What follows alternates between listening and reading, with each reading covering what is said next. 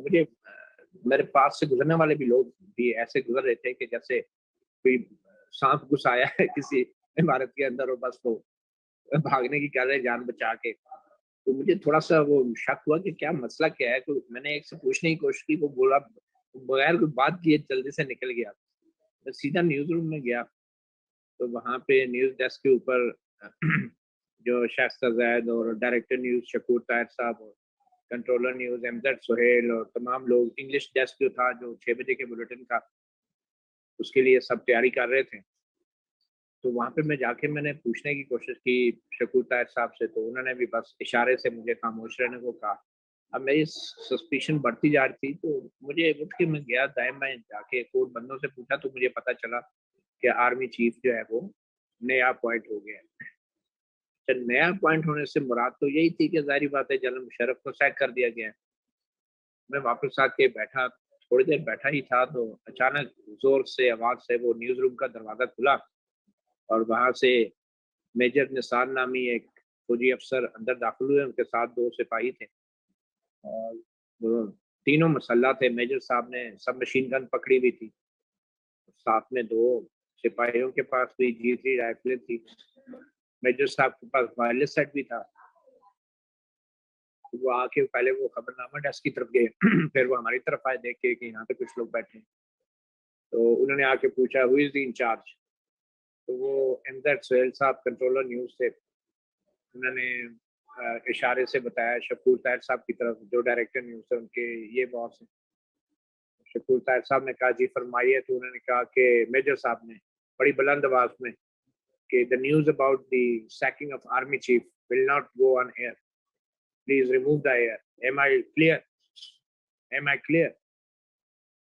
تو وہ جو اویس بٹ صاحب بیٹھے تھے سینٹر میں ڈیسک کے, انہوں نے وہ بلٹن سے خبر نکال کے ہوا میں لہرا کے میجر صاحب کو دکھا کے تو وہ آگے جو ویسٹ بن تھا اس میں پھینک دی کہ یہ ہم نے نکال دی ہے. اور پھر ساتھ ہی شائستہ زید کو کہا کہ آپ بھی نکال دیں اپنی کاپی سے. شکور صاحب نے بھی اپنی جو 3 کاپیاں ہوتی تھی تو نکال دی.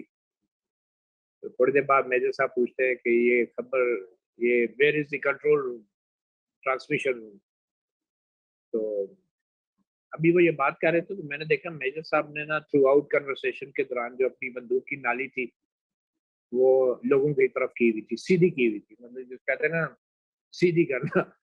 تو میں اٹھ کے پاس کیا میجر صاحب کے, میں کہا میجر صاحب یہ ہمارے اپنے لوگ ہیں, خدا نہ خواستہ کہ غلطی سے ٹریگر چل گیا تو یہاں پہ تو مسئلہ بن جائے گا. تو اپنے لوگ ہیں, ہم سے آپ کو کوئی تھریٹ نہیں ہے, آپ نالی تو کم از کم نیچے کر لیں, یہ تو غلطی سے بھی چل سکتی ہے. تو وہ کہتے ہیں نو نو پلیز ڈونٹ ڈسٹرب.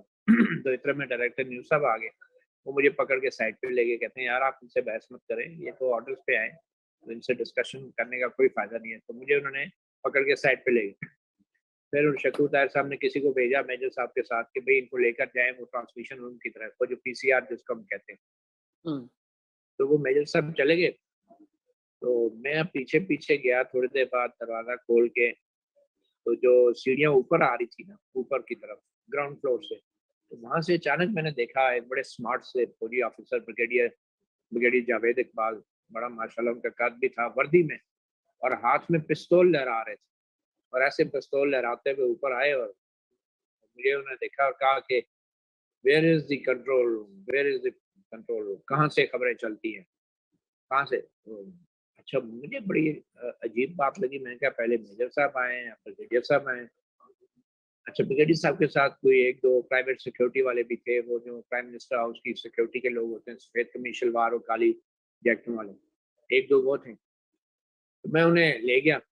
مجھے تھوڑا سا آئیڈیا ہو گیا کہ یہ تو پرائم منسٹر کے ملٹری سیکرٹری ہیں اور خبر پرائم منسٹر نے اگر چلوائی ہے تو یہ شاید اسی کے لیے آئے.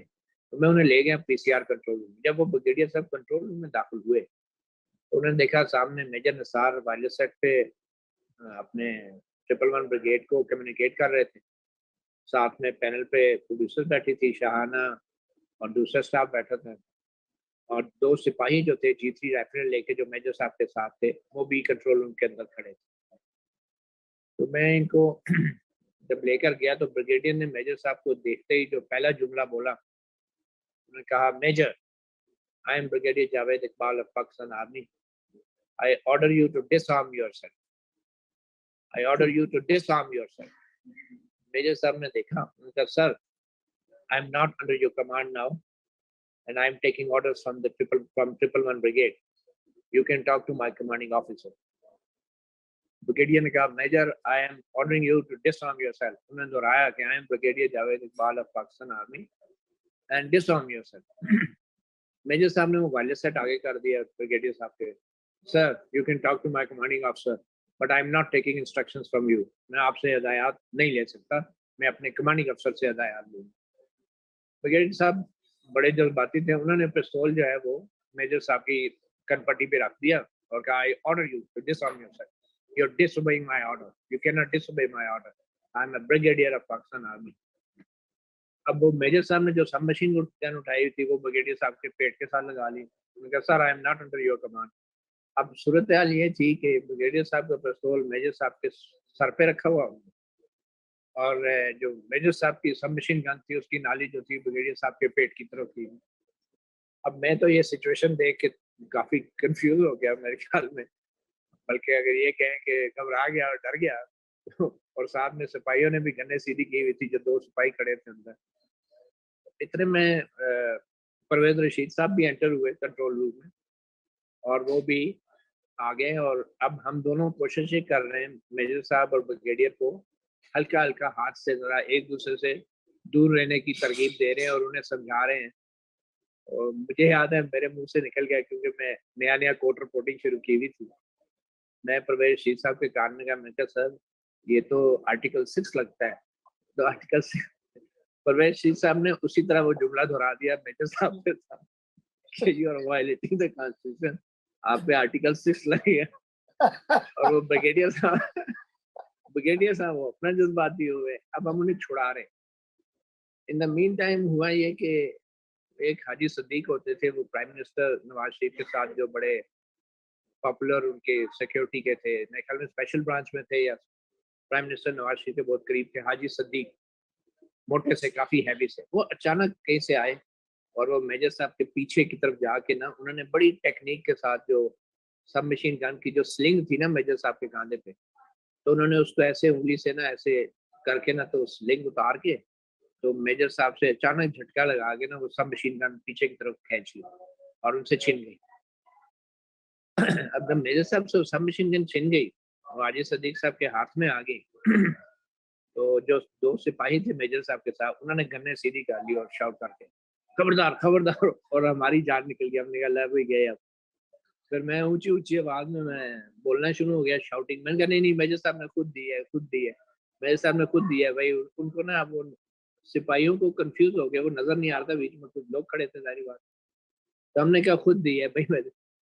तो परवेज रशीद साहब ने भी उन्हें काम डाउन किया और ब्रिगेडियर ने फिर जाके उन सिपाहियों से कहा कि स्टैंड डाउन, नीचे करो बंदूकें, जवानों नीचे करो. वो अपने बड़े एक स्टाइल से उन्होंने उनको दबका लगाया. तो अब सिपाही देख रहे हैं कि एक तरफ मेजर साहब हैं जिनके हाथ में अब कुछ नहीं है और दूसरी तरफ ब्रिगेडियर साहब है जिनके हाथ में पिस्तौल है. तो साथ ही ब्रिगेडियर साहब ने ऑर्डर दिया, वो जो प्राइवेट सिक्योरिटी थी हाजी सदीक और उनके लोग, के जवानों से ये गने ले लें, इनसे गने ले लें. तो वो जो 2 सिपाही थे उनसे गने ले ली गई और ब्रिगेडियर साहब ने उन्हें ऑर्डर किया कि आप ये गने हवाले कर दें. जब गने हवाले कर दी तो फिर ब्रिगेडियर साहब ने कहा कि इन जवानों को ना चाय पिलाएं और उधर साथ किसी कमरे में ले जाएं इनको. ब्रिगेडियर साहब ने कहा, इनको बंद कर दें. तो सिपाही अब थोड़ा सा कंफ्यूज हो रहे थे कि ब्रिगेडियर साहब ऑर्डर दे रहे हैं और प्राइवेट लोग उनको पकड़ के कमरे की तरफ ले जा रहे हैं.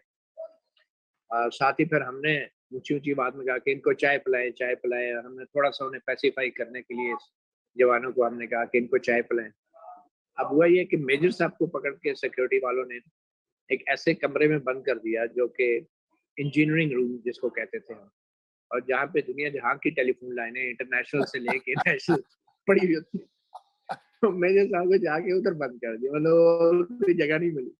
अब पता नहीं उधर उन्होंने कहाँ कॉल मिलाई होगी. लेकिन हुआ ये कि वो ब्रिगेडियर साहब ने जब उनको बंद कर दिया, सिपाहियों को भी बंद कर दिया, वो पीसीआर में उन्होंने वापस फौरी तौर पे कहा, वो टेप किधर है, टेप किधर है. वो जो टेप थी जिसमें वो पिप्स लगाते हुए जनरल ज़ियाउद्दीन साहब के स्टार लगाते हुए पीएम हाउस में, वो वीडियो निकाली गई. और क्योंकि ویڈیو کا ٹائم گزر گیا تھا اور جو خبریں پڑھ رہی تھی وہ میڈم وہ پڑھ چکی تھی خبر، شاید انہوں نے ایک دفعہ پڑھ دی تھی، ویڈیو نہیں چلی تھی. تو بریگیڈیئر صاحب نے ایک دفعہ وہ کشمیری بلیٹن کے جو ایک ہوتے تھے ہمارے بڑے اچھے نیوز اینکر، ان سے بلا کے کہلوا کے فوری طور پہ خبر پڑھوائی گئی اور اس کے ساتھ وہ ویڈیو ایک دفعہ پی ٹی وی پہ چل گئی. اور اس ویڈیو میں جو مجھے یاد ہے، مجھے یوں لگا اس ویڈیو میں کہ جیسے وہ بریگیڈیئر جاوید اقبال اس ویڈیو میں نظر آ رہے ہیں پی ایم ہاؤس کے اندر، وہ گھٹنوں کے بل قالین پہ کچھ تلاش کر رہے ہیں جیسے کوئی پپس گر گئے ہو یا کوئی پن گم گئی ہو، اور وہ جنرل ضیاء الدین صاحب صوفے پہ بیٹھے ہیں اور میاں صاحب ان کو پھول لگا رہے ہیں اور جاوید اقبال صاحب انہیں قالین سے کچھ چیز اٹھا کے دے رہے کہ بھی جلدی کرو ٹائم تھوڑا ہے.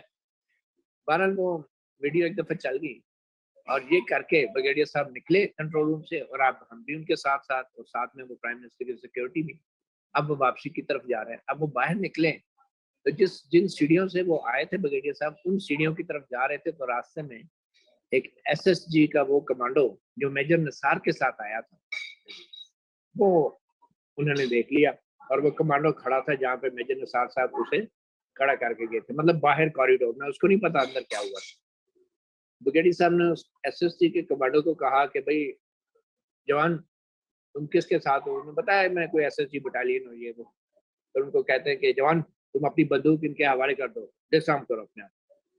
اچھا، جب بریگیڈیئر صاحب نے یہ کہا کہ اپنی بندوق جو ہے ان کے حوالے کر دو، یعنی کہ وہ جو پرائیویٹ سیکیورٹی گارڈ تھے اسپیشل برانچ کے پرائم منسٹر ہاؤس سے جو آئے، تو ایس ایس جی والے کمانڈو نے انکار کر دیا. اس نے کہا سوری سر میں گن نہیں حوالے کروں گا.